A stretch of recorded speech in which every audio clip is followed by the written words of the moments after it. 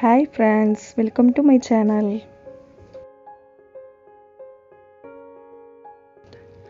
பட்டாணி ஆட் பண்ணி மட்டன் குழம்பு ரொம்ப டேஸ்டியா எப்படி செய்யலாம்னு பார்க்கலாம்.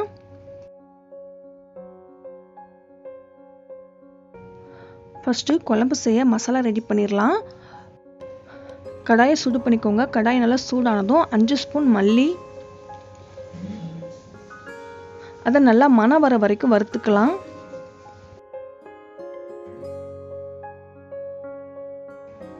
இது கூட 4 ஏலக்காய், 2 துண்டு பட்டை, 5 வத்தல்,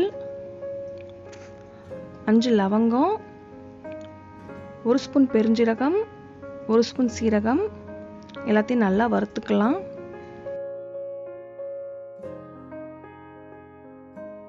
இந்த மாதிரி நல்லா வறுத்துக்கோங்க.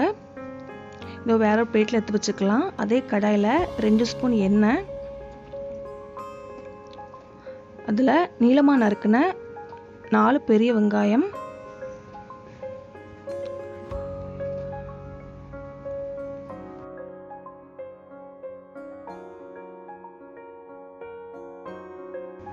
வெங்காயம் இந்த மாதிரி நல்லா ஃப்ரை ஆன பிறகு 2 பெரிய பழுத்த தக்காளி,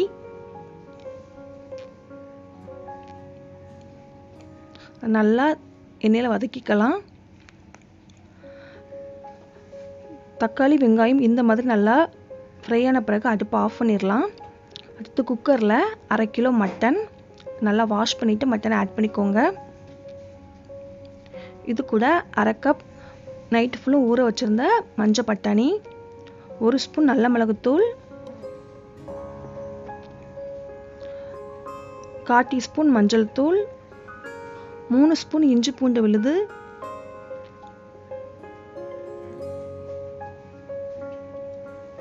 1/2 டீஸ்பூன் உப்பு எல்லாத்தையும் நல்லா மிக்ஸ் பண்ணிக்கலாம்.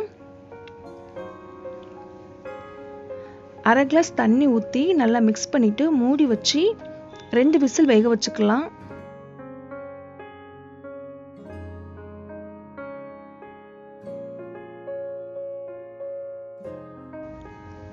நல்லா சூடு ஆறின பிறகு மிக்சியில் கிரைண்டரில் போட்டு தண்ணி ஊற்றி நல்லா மைய அரைச்சி எடுத்துக்கோங்க. 2 விசில் ஆகிட்டு ஓப்பன் பண்ணி பார்க்கலாம். மட்டன் பட்டாணிலாம் நல்லா வெந்துட்டு, அடுத்து ஒரு பெரிய கடாயில் 3 ஸ்பூன் எண்ணெய், அதில் அரைச்சி வச்சிருக்க மசாலாவை ஊற்றிக்கலாம்.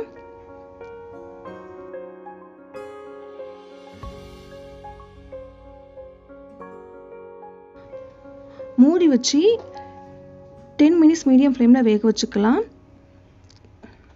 10 மினிட்ஸ்க்கு அப்புறம் பார்க்கலாம். மசாலா நல்லா வெந்துட்டு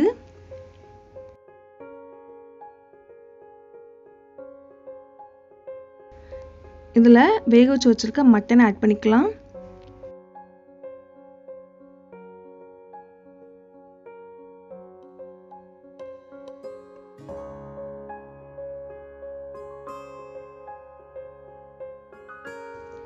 டேஸ்ட் பார்த்து தேவையான உப்பு ஆட் பண்ணிக்கோங்க. நல்லா மிக்ஸ் பண்ணிவிட்டு மூடி வச்சு மீடியம் ஃப்ளேமில் 5 மினிட்ஸ் வேக வச்சுக்கலாம்.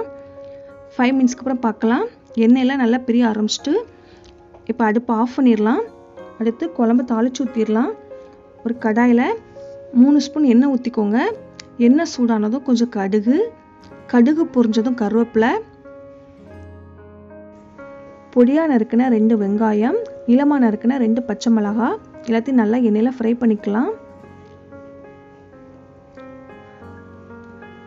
வெங்காயம் இந்த மாதிரி நல்லா ஃப்ரை ஆன பிறகு கொஞ்சம் பொடியாக நறுக்கின கொத்தமல்லி இலை நல்லா இந்த எண்ணெயில் வதக்கிக்கலாம்.